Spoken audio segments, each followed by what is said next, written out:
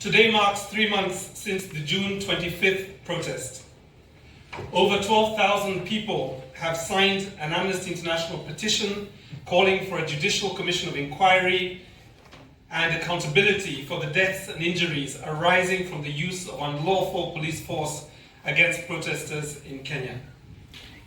We have written to the Ministry of Interior, the Attorney General, the Inspector General of Police, and the Independent Policing Oversight Authority to offer them the right of reply concerning the findings and recommendations in this extended press release, but at the time of this press conference, we have not received any feedback from the agencies.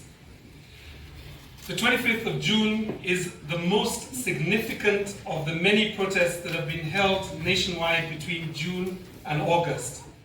It was the first time that protesters in Kenya accessed the parliament, an area considered to be a critical infrastructure in response to the passing of the now rejected Finance Bill 2024. 6 human rights, legal and medical associations, including Amnesty International, the Law Society of Kenya, the Defenders Coalition, Article 19, Medics for Kenya, and the Independent Medical Legal Unit, released this extended press release based on interviews with 23 eyewitnesses, lawyers and medical professionals, and we have also analyzed 45 videos and photographs amounting to 100 of those taken in Kenya, taken in Nairobi on the 25th of June.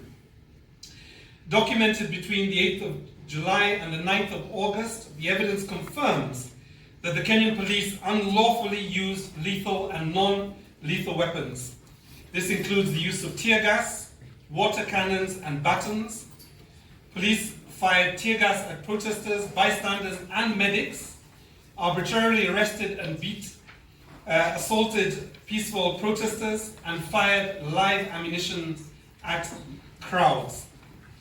They did this in violation of international human rights law and standards, including the UN Basic Principles on the Use of Force and Firearms by law enforcement officials, as well as the United Nations Human Rights Guidance on less lethal weapons in law enforcement. The use of unnecessary and excessive force of protesters has led to the killing of at least 6 people that we have verified and the injury of hundreds.